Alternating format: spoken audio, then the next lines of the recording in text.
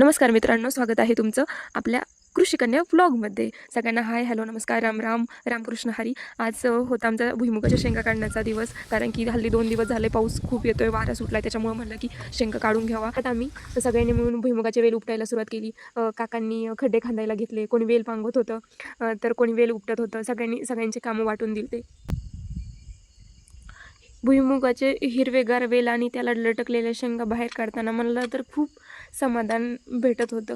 वेल उपटून झाल्यावर मग सुरू झाली खरी कसरत. आम्ही सर्वांनी एका जागी बसून वेलीपासून शेंगा वेगळ्या केल्या, काही शेंगा झोडपून काढल्या. बघता बघता शेंगांचा मोठा ढीगही तयार झाला. आणि सुट्टीच्या दिवसातला हा आनंद आमचं सुट्टीचं रोजचंच काम आहे. सुट्टी असलं की आम्ही लिंब वगैरे काढतो, गप्पा गोष्टी आणि सांगितलं. आम्ही पण मुलं शेतात येत असतो. आमचा पण असा दिवस निघून जातो मग शेतामध्ये. आणि आपल्याला पण जाणीव होती खरं तर की आपले आई बाप किती कष्ट करते. सकाळपासून काम करून चांगलीच भूक लागली होती. मग दुपारी काही सगळ्यांनी जेवणावरती ताव मारला. सगळ्यांनी झाडाच्या सावलीत बसून मस्तपैकी घरून आणलेलं जेवण, शेतातल्या कष्टाच्या कामानंतर अशा सावलीत एकत्र बसून जेवण्याचं सुख हॉटेलमध्ये सुद्धा भेटणार नाही असं सुख अनुभवलं. कोणी चटणी, कोणी मिसळ, कोणी बटाट्याची भाजी, सगळं काही काय होतं. आंबे होते, शेंगा होतं आणि ह्याचा सगळ्यांनी आनंद घेतला. उपडलेले वेल, झोडपलेल्या शेंगा, कष्टाला आला आज नवा रंग. दुपारी झाडाच्या सावली जेवताना मन झाले शेताच्या मातीत दंग. मातीतून निघालं सोनं, शेंगांचा पडला ढीग. शेतकऱ्याच्या कष्टाला आली छान ऊब. थकलेल्या जीवाला दुपारच्या जेवणाची आज लागली होती मोठी भूक. त्या सानिध्यात जेवून खूप आनंद भेटला आणि आता आम्ही पुढच्या कामाला लागलो होतो. इथं आम्ही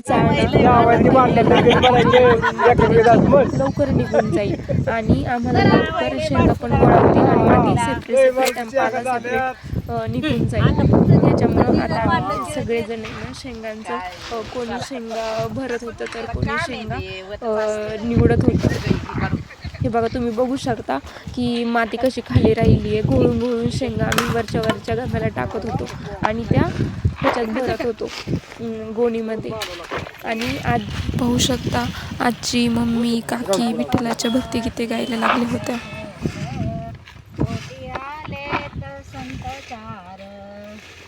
विठ्ठल पंताचे भाग्य थोर, कोटी आले तर संत चार.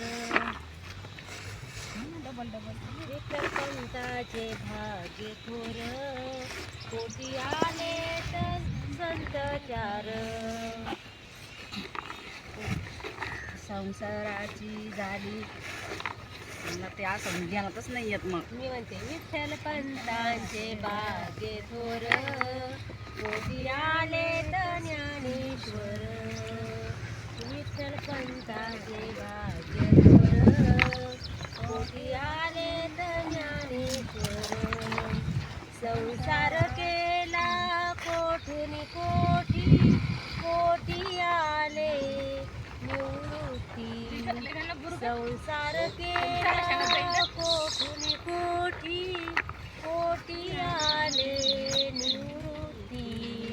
विठ्ठल पंताचे भाग्य थोर, कोटी आले तर ज्ञानेश्वर. विठ्ठल पंताचे भाग्य थोर, कोटी आले तर ज्ञानेश्वर. संसार केला संसार. आणि आता आमचं शेतातलं काम आवरलं होतं. शेंगा काढून झाल्या, थोड्याफार राहिल्या होत्या त्या आम्ही आता उद्या थोड्या काढणार होतो. पावसा पाण्याचं म्हणलं काढून घ्यावा. आणि सगळे घरचेच माणसं होते, मावशी, काका, आप्पा. आणि आमचे आप्पा तर खूप जोकिंग देतं. ते असल्यावरती आम्हाला तर कधीच बोर होत नाही.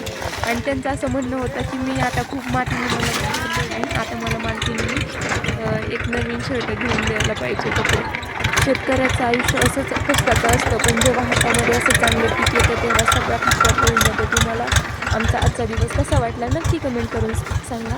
आणि व्हिडिओ जर आवडला असेल नक्की चॅनलला लाईक, शेअर, सबस्क्राईब करायला विसरू नका. थँक्यू.